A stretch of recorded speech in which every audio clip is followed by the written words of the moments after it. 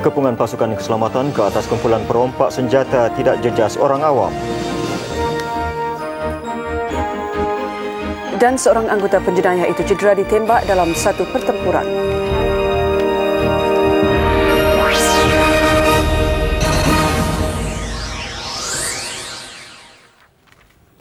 Assalamualaikum dan salam sejahtera. Antara yang menarik buletin utama malam ini, bekas tebusan Holo Zulkarnain Hashim pulang ke kampung halaman. Ketegangan di Ambon, Indonesia terus memuncak. Bersama Suhaimi Ahmad untuk berita utama selanjutnya. Pasukan keselamatan kini mengepung sepenuhnya tempat persembunyian kumpulan perompak yang merampas sejumlah besar senjata di dua kem tentera di Grig Ahad lalu. Menteri Pertahanan Datuk Seri Najib Razak berkata operasi di Sauk itu jauh dari penempatan penduduk dan segala gerakan ketenteraan tidak akan membahayakan nyawa orang awam. Penilaian kita setakat maklumat yang kita terima, kumpulan perompak ini tidak disertai oleh masyarakat tempatan. Maknanya mereka ini terasing dengan masyarakat tempatan, dan kumpulan ini telah dikepung dengan satu lingkaran yang begitu ketat sehingga tidak ada kemungkinan ada yang boleh keluar dan ada yang boleh masuk. Beliau berkata demikian pada sidang media di Ibu Negara petang tadi. Katanya pasukan keselamatan mempunyai jumlah anggota yang mencukupi bagi operasi berkenaan. Datuk Seri Najib berkata kerajaan tidak akan mengambil tindakan terburu-buru menggempur tempat persembunyian kumpulan penjenayah itu demi keselamatan 3 tebusan yang diculik. Hingga kini beliau berpuas hati dengan operasi mengepung kawasan itu oleh pasukan keselamatan. Dalam pada itu, Datuk Seri Najib berkata pasukan keselamatan akan bertindak menggempur tempat persembunyian perompak senjata terbabit jika mereka enggan menyerah diri. Katanya kerajaan tidak akan berkompromi dengan kumpulan penjenayah berkenaan. Kita sedang membuat penilaian atas keadaan ini. Memang ada unsur yang menyulitkan, iaitu 3 orang tebusan ada dengan mereka. Ini satu faktor yang kita sentiasa peka, dan kerajaan mengambil keputusan supaya setelah penilaian kita buat, mereka ini akan diberi peluang untuk menyerah diri. Peluang untuk menyerah diri harus diberikan kepada mereka. Dan sekiranya tawaran menyerah diri itu tidak diterima oleh mereka, maka kerajaan berhak untuk mengambil apa jua tindakan selepas itu. Dalam perkembangan yang sama, Datuk Seri Najib diminta mengulas laporan media asing kononnya pasukan keselamatan menggunakan mortar dalam pertempuran dengan kumpulan penjenayah itu semalam. Ada laporan kononnya yang telah disiarkan dalam berita antarabangsa, khususnya CNN dan berita akhbar lain, kononnya mortar telah digunakan oleh pasukan tentera kita. Saya nak tegaskan kita tak gunakan mortar setakat ini, tetapi apa yang telah diletupkan ialah bentuk thunder flash yang bunyinya kuat, dan mungkinlah itulah disalah anggap sebagai penggunaan mortar bombs. Pada sidang media yang sama, Datuk Seri Najib turut mengumumkan penubuhan sebuah lembaga penyiasat bagi mengkaji kes kecurian senjata di Grig itu. Katanya lembaga berkenaan akan menjalankan siasatan rapi dan keputusannya akan diumumkan kepada orang ramai jika tidak menjejaskan keselamatan negara.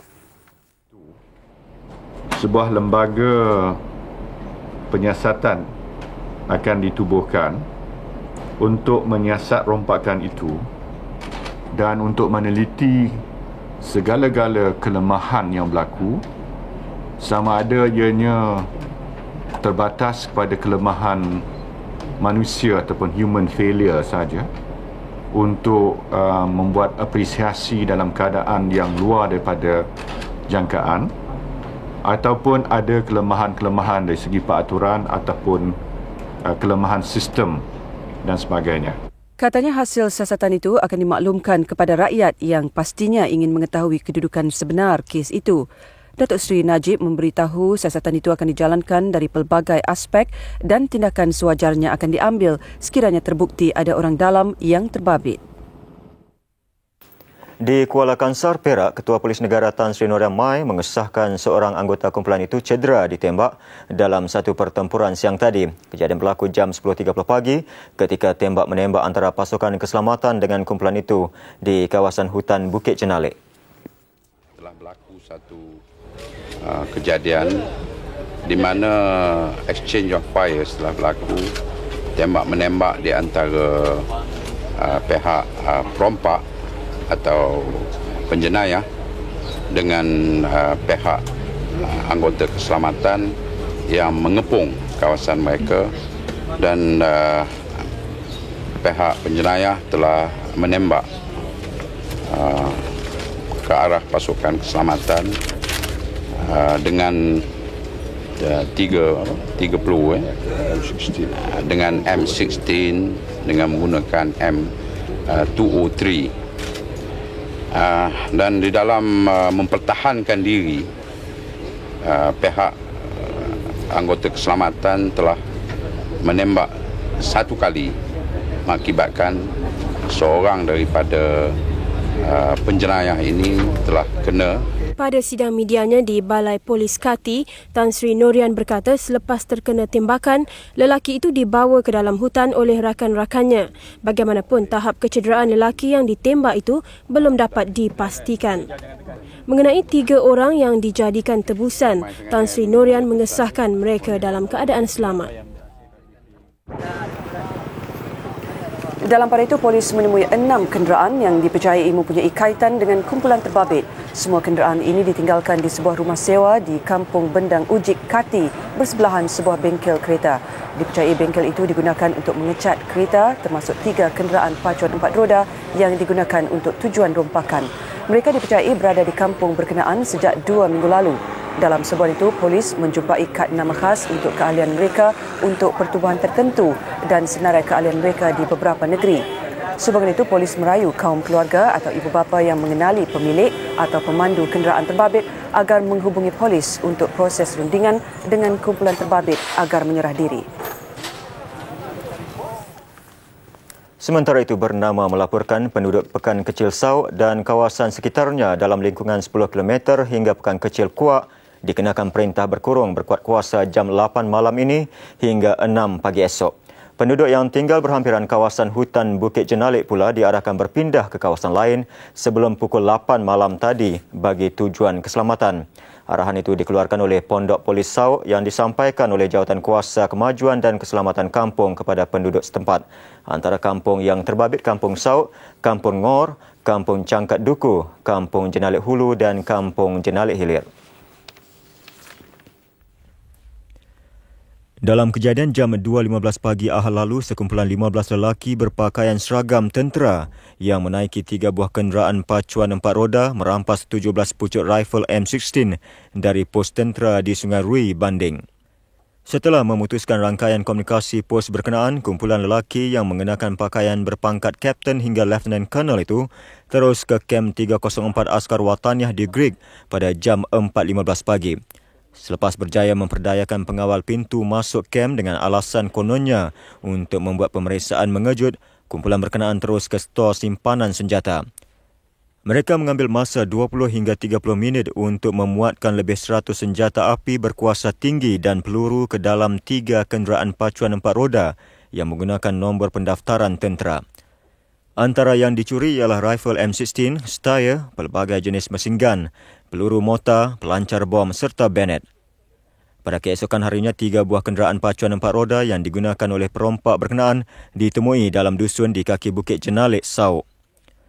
Berikutan penemuan itu, pasukan polis dan tentera mengepung seluruh kawasan Bukit Jenalik yang dipercayai tempat persembunyian kumpulan berkenaan.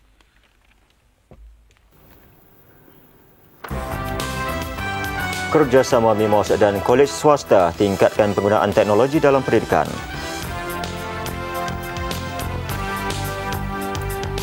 Pendekatan bersepadu untuk atasi salah laku pelajar di Kuala Lumpur.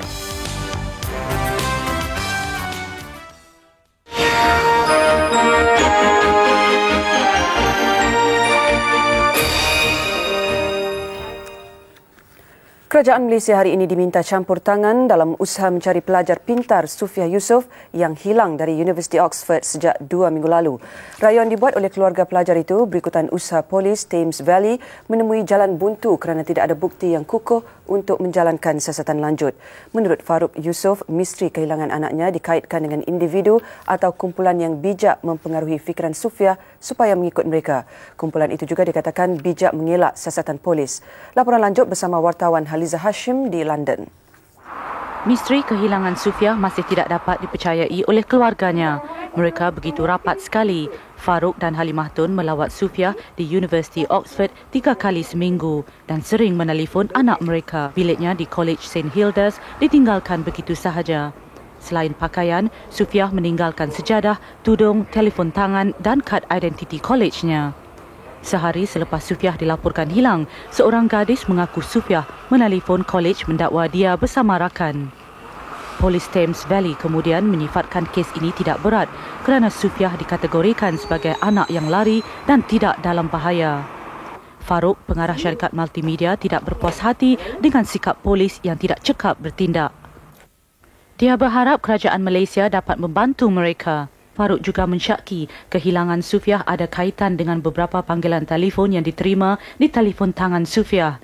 Panggilan itu dibuat dari telefon awam di sekitar Oxford. Halimah Tun yakin Sufiah yang menyayangi keluarganya dan taat kepada ajaran Islam tidak melarikan diri.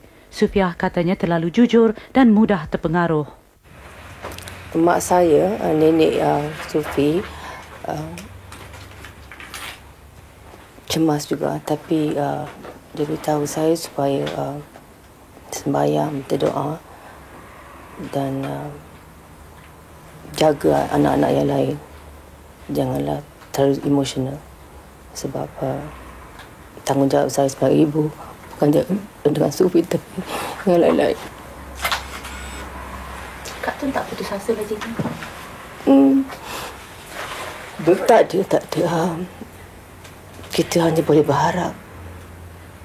Boleh jadi satu miracle ke tak tahulah. Tapi diharap Sufi satu hari ingatkan familinya dan membuat satu kontak.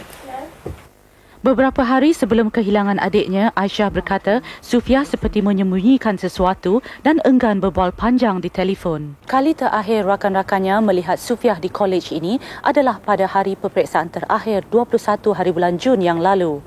Apabila Sufiah tidak menghadiri jamuan makan tengah hari keesokan harinya, tidak ramai yang bertanya atau risau kerana Sufiah yang pemalu dan pendiam sering berkeseorangan di kampus. Semalam, keputusan peperiksaan tahun akhir dikeluarkan. Sufiah lulus dengan cemerlang. Dia dijangka memulakan pengajian ijazah tinggi matematik Oktober ini. Apa yang dimahukan oleh keluarganya adalah supaya Sufiah selamat kembali ke pangkuan mereka. Haliza Hashim, TV3, Oxford. Dalam pada itu, Jabatan Penuntut Malaysia MSD di London turut berusaha membantu keluarga Sufiah mengesan pelajar berkenaan. Atasya pendidikannya, Anwar Ahmad berkata, jabatan itu sedang melakukan pelbagai usaha termasuk bekerjasama dengan Universiti Oxford dan pihak berkuasa Britain bagi mendapatkan maklumat berkaitan. MSD juga katanya turut mengadakan sembahyang hajat sejurus menerima laporan mengenai kehilangan Sufiah daripada ibu bapanya akhir bulan lalu. Dan lain-lain usaha akan kita teruskan dari masa ke semasa supaya perkara ini dapat diatasi dengan lebih segera dan dapat membantu pelajar ini meneruskan pengajiannya dan juga untuk membantu keluarga berkenaan.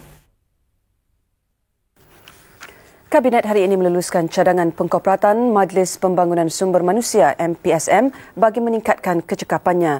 Menteri Sumber Manusia Datuk Dr. Fong Chan On berkata, berikutan itu MPSM akan dikenali sebagai Pembangunan Sumber Manusia Berhad. Pembangunan sumber manusia berhad yang akan menjadi lebih fleksibel, lebih responsif dari segi penyediaan latihan untuk sektor-sektor swasta, khususnya untuk sektor perkilangan. Beliau sebelum itu mempengerusikan mesyuarat mingguan kementeriannya. Menurutnya, pengkoperatan itu akan dilaksanakan selewat-lewatnya hujung tahun ini selepas rang undang-undang mengenainya dibentangkan di Parlimen. Ia bagi membolehkan MPSM berfungsi dengan lebih cekap dan berkesan sejajar keperluan sektor swasta. Ia termasuk merancang dan meluluskan program latihan tanpa terikat dengan kerenah birokrasi. Katanya keutamaan diberi kepada program latihan yang berkaitan teknologi maklumat IT selaras dengan hasrat kerajaan mewujudkan masyarakat ekonomi pengetahuan atau K-ekonomi. Mengikut Akta Pembangunan Sumber Manusia 1992, syarikat swasta yang mempunyai pekerja melebihi 50 orang harus membayar levy 1% daripada bayaran gaji bulanan kepada MPSM. Majikan boleh menuntut semula bayaran berkenaan apabila mereka melatih semula pekerja masing-masing. 3 setiausaha politik yang baru hari ini dilantik memegang jawatan masing-masing di 3 kementerian. Majlis mengangkat sumpah memegang jawatan dan menyimpan rahsia berlangsung di hadapan Perdana Menteri Datuk Seri Dr. Mahathir Mohamad di pejabatnya di Putrajaya. Mahathir Khalid, 40 tahun, dilantik setiausaha politik kepada Timbalan Perdana Menteri Datuk Seri Abdullah Ahmad Badawi. Beliau adalah pengarah unit seranta di Kementerian Tanah dan Pembangunan Koperasi sebelum dilantik ke jawatan baru. Manakala Abdullah Muttalib alias 39 tahun dilantik sebagai setiausaha politik kepada Menteri Keuangan Tun Daim Zainuddin. Sebelum ini beliau memegang jawatan naib pengerusi keuangan korporat di Chase Mahanta Bank. Maliki Mali, 42 tahun, pula dilantik sebagai setiausaha politik kepada Menteri Pertanian Dato' Effendi Nawawi. Sebelum dilantik, beliau adalah pengarah urusan Indaya Construction Sdn Bhd di Kuching, Sarawak. Majlis ini juga disaksikan Ketua Setiausaha Negara Tan Sri Abdul Halim Ali. Ketiga-tiga setiausaha politik ini kemudiannya menandatangani surat pelantikan dan menyerahkan kepada Datuk Seri Dr. Mahathir. Detik Niaga ini dibawakan khas untuk anda oleh RHB Bank. Buat pertama kalinya, MIMOS Berhad memperluaskan kerjasamanya kepada kolej swasta bagi meningkatkan penggunaan teknologi maklumat IT untuk tujuan pendidikan. Menerusi kerjasama dengan Kolej Sunway itu, 6 projek akan dilaksanakan dalam tempoh 12 bulan dari sekarang. Perjanjian persefahaman MOU di antara MIMOS Berhad dan Kolej Sunway ini dimeterai siang tadi. MIMOS diwakili Ketua Pegawai Operasinya Dr. Muhammad Awanglah, manakala Kolej Sunway diwakili Pengetuanya Elizabeth Lee. Jadi kerjasama dengan Sunway College memberi kita peluang untuk sama-sama menilai penggunaan IT, menerapkan penggunaan IT dalam bilik darjah, dan kita harap penerapan ini akan berpanjangan bagi pelajar, bukan sahaja untuk semasa belajar di Sunway College tetapi juga selepas belajar semasa bekerja. Selain itu, MIMOS juga akan menyediakan kursus latihan IT kepada pelajar Kolej Sunway. Sempena majlis ini, Kolej Sunway turut melancarkan Pesta IT 2000. Industri multimedia dan teknologi maklumat adalah agenda penting untuk negara menuju ke era digital. Dengan termeterainya perjanjian ini, MIMOS Berhad bertanggungjawab menyediakan alat pengarangan multimedia iaitu comel Zamrud untuk Kolej Sunway sebagai perisian pertama yang akan digunakan dalam kursus multimedia di kolej tersebut. Michelle Kwan, Buletin Utama, TV3. Harga saham di Bursa Saham Kuala Lumpur BSKL ditutup tinggi berikutan kecenderungan belian susulan secara berpilih terutama ke atas saham-saham mewah. Pada penutup, indeks komposit naik 10.82 mata kepada 818.69. Indeks perusahaan turut meningkat 13.74 mata kepada 1,416.13. Sejumlah 79.814 juta saham bernilai 316.814 juta ringgit diniagakan. Pada penutup, kaunter untung mengatasi rugi dengan 382 berbanding 219, sementara 162 kaunter lagi diniagakan tidak berubah.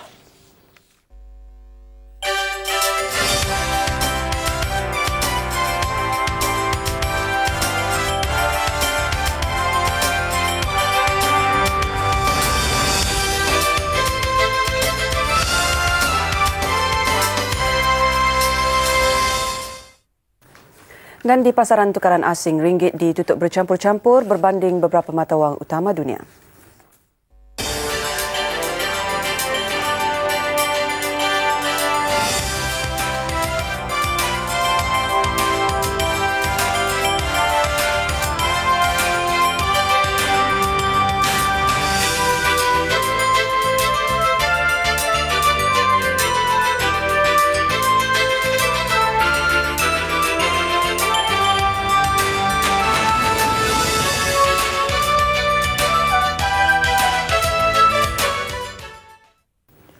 281 bekas peneroka rancangan Felda Bukit Cerakah di Kuala Selangor mahu pemaju bandar baru Puncak Alam menepati jadual dan jumlah pembayaran pembelian tanah mereka mengikut perjanjian asal.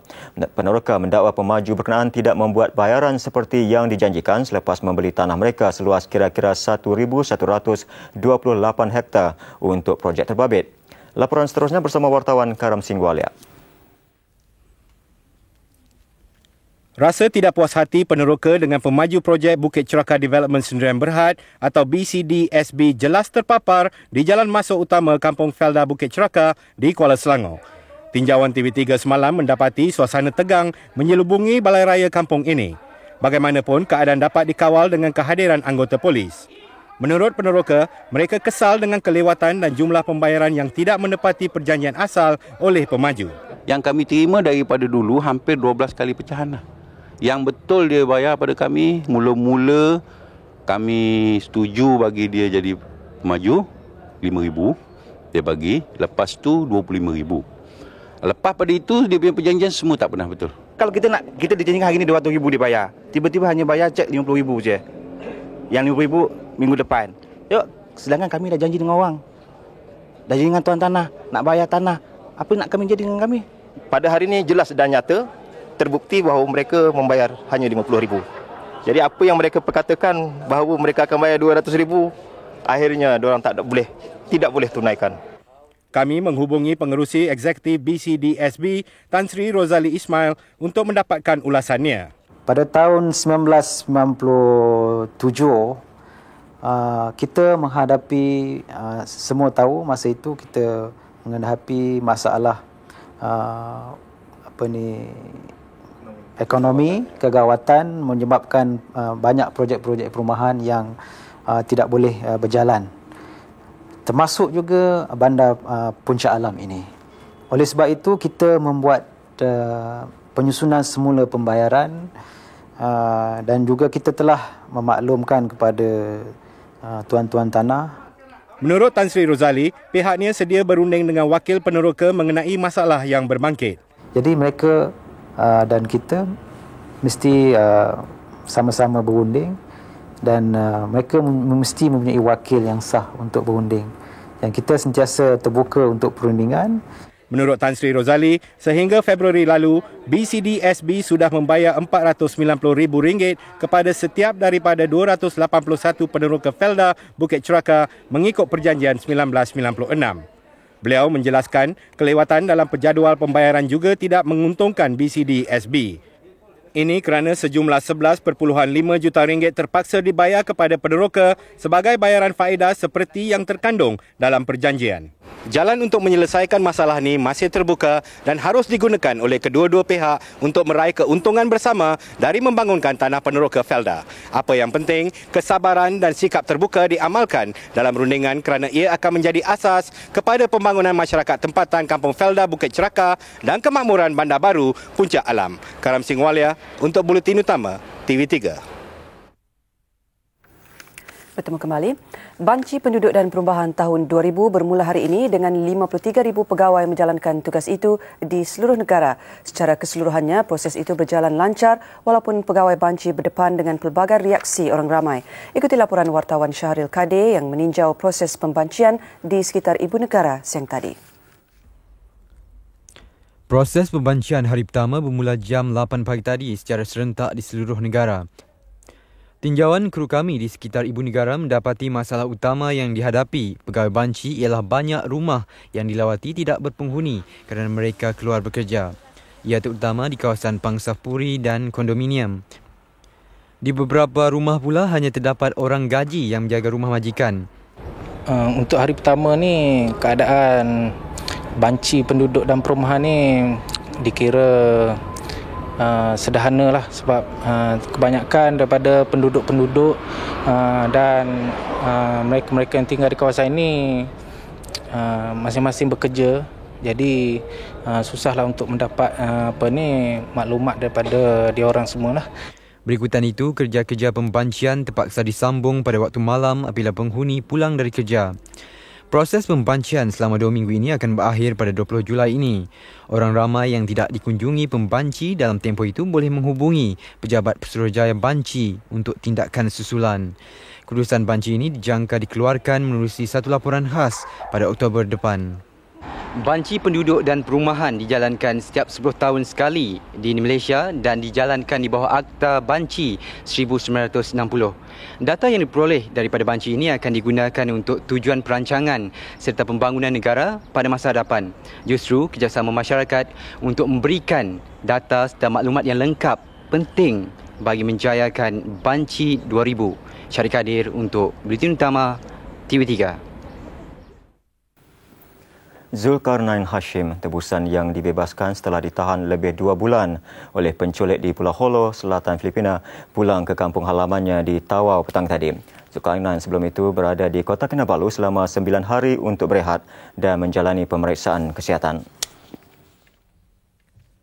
Zulkarnain, 29 tahun, adalah seorang daripada 21 tebusan yang diculik dari Pulau Sipadan pada 23 April lalu. Beliau dibebaskan pada 22 Jun lalu setelah ditahan selama 62 hari.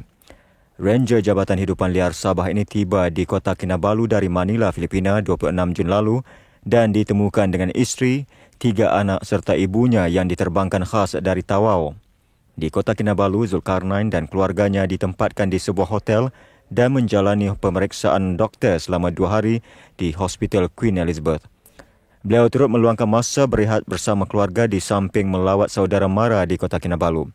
Kru TV3 sempat merakamkan secara eksklusif kunjungan Zulkarnain ke rumah pakciknya di Tamparuli baru-baru ini. Selepas 9 hari di Kota Kinabalu, Zulkarnain berlepas ke Tawau petang tadi. Beliau diiringi isteri Siti Hajar Jakiah 26 tahun, anak-anaknya Muhammad Iskandar 3 tahun, Nur Sakinah 19 bulan dan Muhammad Syafiq 4 bulan. Turut berada di lapangan terbang untuk mengucapkan selamat jalan Pengarah Bahagian Keselamatan Negara BKN Cawangan Sabah, Mustafa Ibrahim. Sebenarnya kita bukanlah menahan beliau daripada balik ke Tawau sebelum ini. Cuma Encik Zulkarnain meminta supaya dia dapat berehat di Kota Kinabalu bersama keluarga dan dia tak nak diganggu. Jadi kita membantu dia menguruskan apa-apa bantuan di KK ni selama mereka berada di KK.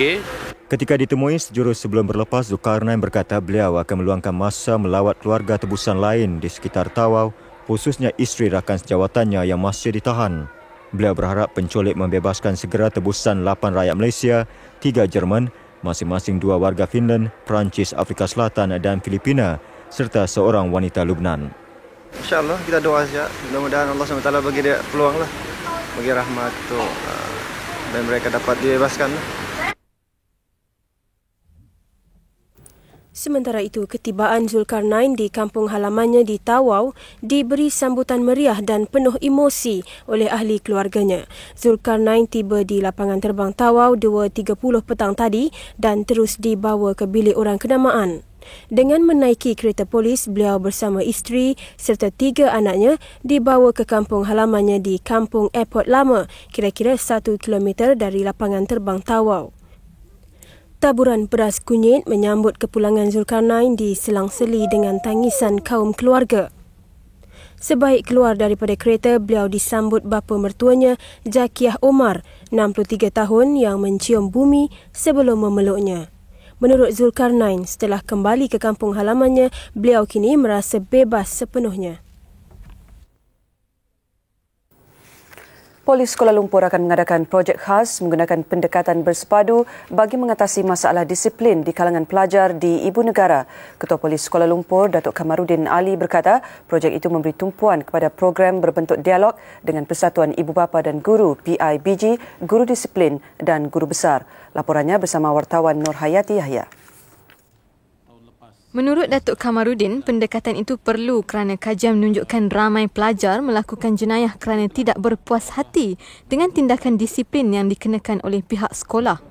Kita akan lebih membuat pendekatan, memberi penerangan kepada pelajar-pelajar mengenai salah laku supaya mereka mengelakkan daripada salah laku ataupun perbuatan jenayah.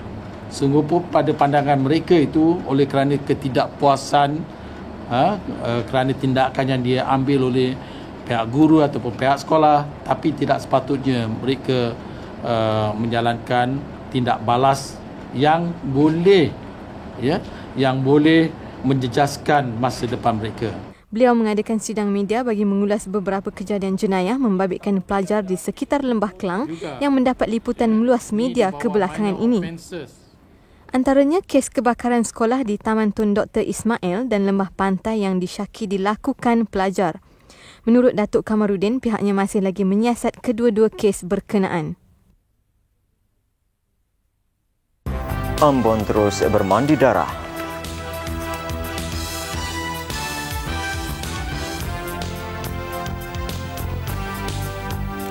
Aktivis rantai diri untuk halang seluduk balap.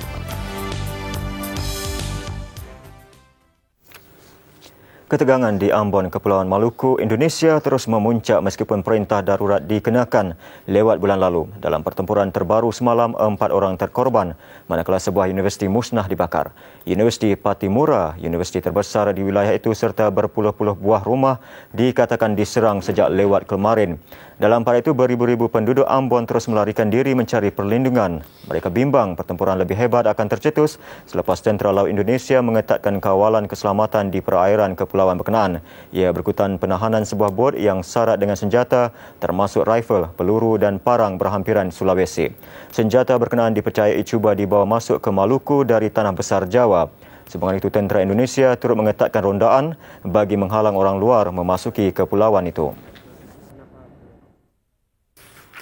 Dalam perkembangan berasingan, Polis Indonesia mengesan sebutir bom yang masih hidup di Pejabat Peguam Negara di Jakarta. Sumbangan itu semua kaki tangan diarah keluar demi keselamatan. Bom berkenaan ditemui di sebuah tandas sehari selepas sebutir bom buatan sendiri meletup di pejabat yang sama semalam. Dalam kejadian semalam, letupan di sebuah tandas lelaki di aras bawah bangunan berkenaan menyebabkan tingkap dan pintu bangunan terbabit musnah. Bagaimanapun tiada kemalangan jiwa dilaporkan. Letupan berlaku di tengah-tengah kontroversi membabitkan pendedahan Presiden Abdul Rahman Wahid bahawa beberapa anggota Parlimen Indonesia ditahan atas dakwaan cuba mencetuskan huru-hara di negara itu. Laporan itu bagaimanapun dinafikan Abdul Rahman. Kejadian letupan ini sekaligus menimbulkan kebimbangan terhadap ketidakstabilan ekonomi Indonesia. Kesannya rupiah jatuh ke paras terendah hari ini dalam tempoh 16 bulan. Ia susut hampir 20% kepada 9,130 sejak Presiden Abdul Rahman mengambil alih kuasa Oktober tahun lalu. Pemerintah Tentera Fiji mewujudkan zon larangan sekitar kawasan Parlimen tempat Perdana Menteri Mahendra Chaudhry dan 26 anggota politik ditahan. Perintah itu berkuat kuasa jam 8 malam tadi waktu Malaysia. Tindakan terbaru tentera itu dianggap meningkatkan tekanan ke atas pemberontak. Tentera Fiji turut memberi tempoh 48 jam kepada semua penduduk awam supaya meninggalkan kawasan Parlimen. Jurucakap Tentera Lieutenant Colonel Filippo Tarakini berkata langkah itu bagi mengatasi krisis tebusan politik yang berlarutan selama 2 bulan. Semalam 5 orang cedera apabila tentera dan anggota pemberontak berbalas tembak di luar kawasan Parlimen. 19 Mei lalu, pemberontak menyerbu Parlimen dengan alasan ingin mempertahankan hak rakyat pribumi Fiji. 7 aktivis alam sekitar Greenpeace bertindak nekat merantai diri mereka pada kayu balak bagi menghalang sebuah kapal Rusia yang dipercayai menyeludup kayu balak tiba di Jepun. Kapal Greenpeace Rainbow Warrior mengekori kapal Beaks yang berlepas dari Plastun Rusia menuju ke pelabuhan Fushiki, Toyama, Jepun sejak Selasa lalu. Greenpeace mendakwa seorang aktivis mereka dari Itali, Carola Levaghi, yang berjaya menaiki kapal terbabit dicampak ke laut. 6 aktivis lain juga cuba menaiki kapal berkenaan tetapi gagal kerana dihalang dengan pancutan air berkuasa tinggi. Pasukan pengawal pantai Jepun kemudian menghantar sebuah pesawatnya ke tempat kejadian bagi mengawasi keadaan. Laporan terbaru Greenpeace baru-baru ini mendakwa 2 daripada 10 kawasan pembalakan di timur Rusia dilakukan secara haram. Kumpulan itu berharap tindakan mereka akan memberi tekanan kepada kumpulan G8 yang dianggotai negara maju seperti Amerika Syarikat dan Jepun bagi menghapuskan kegiatan pembalakan haram. Cubaan anak Malaysia rentasi Selat Inggeris. Siap menyaksikan bersama Abu Bakar Atan seketika nanti. Salam sejahtera. Kenyataan atau sekadar luahan kecewa. Tidak begitu lama selepas bekas Presiden BAM, Datuk Dr. Abdullah Fadil Cik Wan mendedahkan kelemahan pucuk pimpinannya, giliran bekas Presiden Kesatuan Olahraga Amatur Malaysia KOAM, Datuk Khalid Yunus berbuat demikian. Jalan ceritanya sama, kenyataan yang terhambur selepas mereka tidak lagi berkuasa. Timbul persoalan, apakah sebenarnya yang menghalang mereka bertindak andai benar persatuan yang mereka pimpin satu ketika dulu tidak berada di landasan betul. Selepas 11 tahun menerajui KOAM, Datuk Khalid Yunus akhirnya terpaksa mengosongkan kerusi Presiden. Dia tumpas 6-8 kepada Datuk Said Muhammad Aidid pada undi pemilihan Presiden semalam. Kenyataan Datuk Khalid memang mengejutkan sebaik saja menyedari dia tidak lagi mendapat kepercayaan ahli gabungan KOAM. Sama ada kecewa atau alasan yang Datuk Khalid sendiri yang lebih mengetahui, beliau mendedahkan masalah dalaman ketika bergelar Presiden. Menurut Datuk Khalid, dia menyedari beberapa kesalahan yang dilakukan KOAM semasa berkuasa. Tetapi beliau tidak boleh memaklumkan kepada umum, lantas hanya memendamkan apa yang berlaku. Yang pasti, kenyataan Datuk Khalid menjelaskan sememangnya KOAM bermasalah. Dan rungutan beberapa atlet sendiri yang mempertikaikan cara pengurusan KOAM ada asasnya. Dalam perkara ini, skrip hampir sama dengan badminton. Begitupun kecemerlangan atlet dalam saingan antarabangsa sering menutup kelemahan persatuan itu sendiri. Mungkin selepas ini peminat sukan tanah air akan mendengar lagi keluhan tokoh-tokoh yang tidak lagi dipilih sebagai pemimpin persatuan. Persoalannya, ke arah manakah hala tuju sukan negara jika kepimpinan dalam persatuan sukan itu sendiri syarat dengan pelbagai kerena?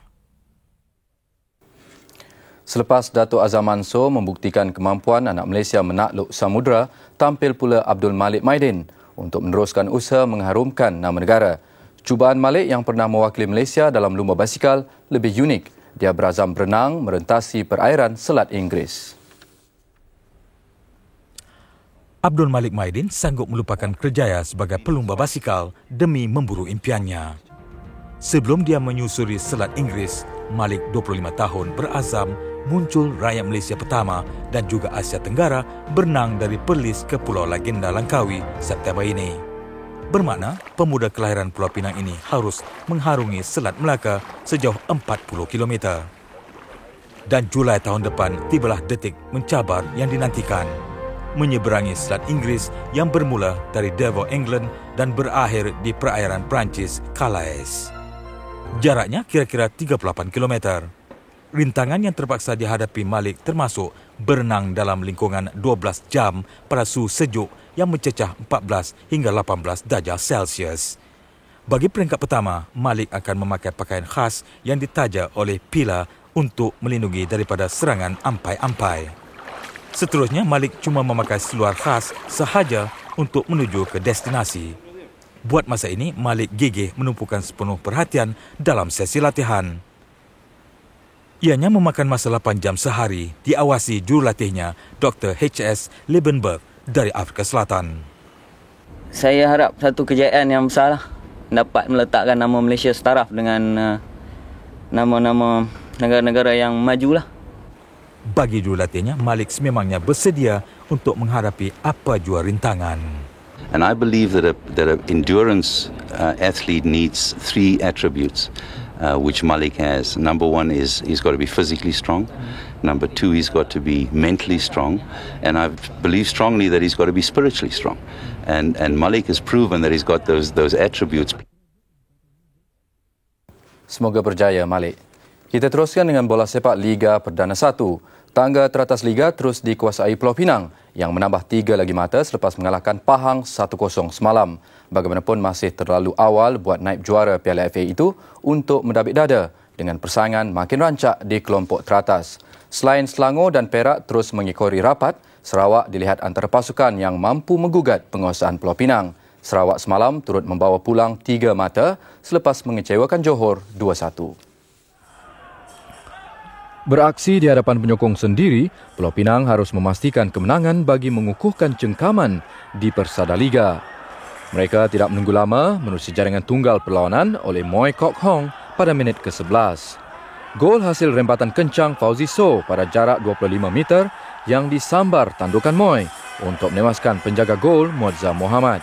Meskipun Pahang bangkit dengan aksi lebih kemas, kecemerlangan penjaga gol lawan Kamruzaman Hassan menyaksikan Pahang buntu mencari gol penyamaan. Sementara itu, Johor terus merana apabila kecundang di gelanggang sendiri tumpas 2-1 di Tekan Sarawak di Stadium Pasir Gudang. Pasukan pelawat terlebih dahulu di depan menerusi gol pada minit ke-10 jaringan Zulkarnain Muhammad Puasa. Bagaimanapun, Johor berjaya menyamakan kedudukan menerusi Muhammad Fuad Yusof pada minit ke-27. Kegembiraan penyokong tuan rumah kembali berkecai apabila Samsul Napiah menyumbat gol kemenangan Sarawak pada minit ke-42.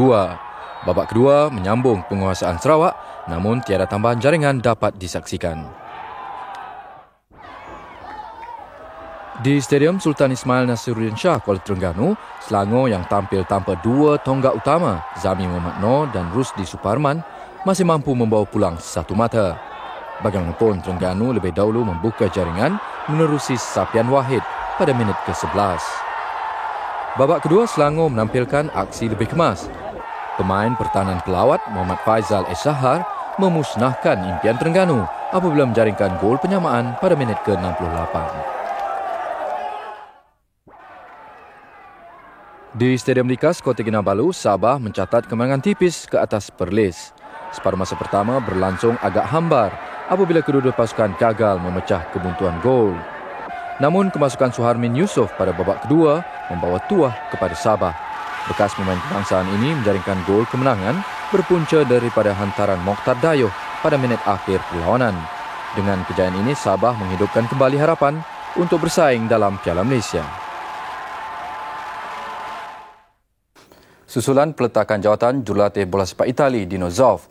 Zoff berkata keputusan meletak jawatan bukan bermakna dia mengakui kelemahannya seperti yang dikritik pemilik klub AC Milan Silvio Berlusconi.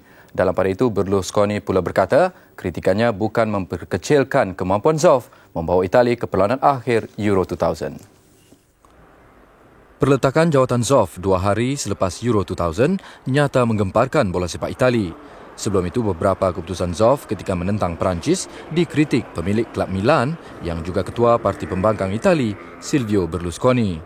Menurut Zoff, pendirian meletak jawatan adalah keputusan pribadi yang dirasakan tepat pada situasinya. Zoff mengakui dia tiada daya menghalang kritikan Berlusconi. Namun dia kesal kerana Berlusconi tidak menghormati tugas profesionalnya, malah dibidas secara terbuka. Zoff bercadang untuk bersemuka dengan Berlusconi. Ditanya sama ada perletakan jawatannya mempunyai kesan politik terhadap Berlusconi, Zoff berkata dia tidak peduli dengan semua itu. Saingan tenis Wimbledon pula menyaksikan tersingkirnya pilihan pertama, Martina Hingis. Pada saingan suku akhir, Hingis tumpas kepada pencabar dari Amerika Syarikat, Venus Williams. Venus menang 6-3, 4-6 dan 6-4. Pada saingan separuh akhir, Venus akan menentang adiknya Serena yang mudah menumpaskan seorang lagi wakil Amerika Syarikat, Lisa Raymond, 6-2 dan 6-0. Lindsay Davenport pula meneruskan misi mempertahankan kejuaraan dengan mengetepikan Monica Seles 6-7, 6-4 dan 6-0. Dia akan berdepan pemain muda Australia, Helena Dokic, yang mengalahkan wakil Spanyol, Magui Serna 6-3 dan 6-2 pada separuh akhir esok. Sekian buat waktu ini, kembali bersama Suhaimi dan Azizah sebentar nanti. Salam hormat dan selamat malam.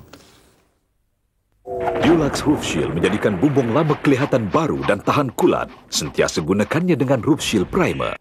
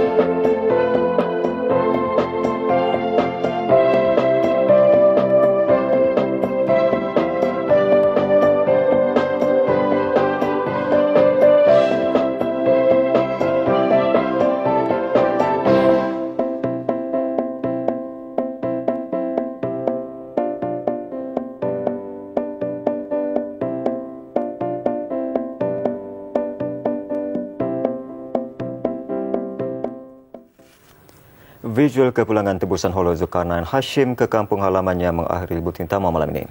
Diharapkan keluarga tebusan lain yang masih belum dibebaskan tetap tabah menanti kepulangan orang tersayang. Dengan itu, salam hormat. Assalamualaikum.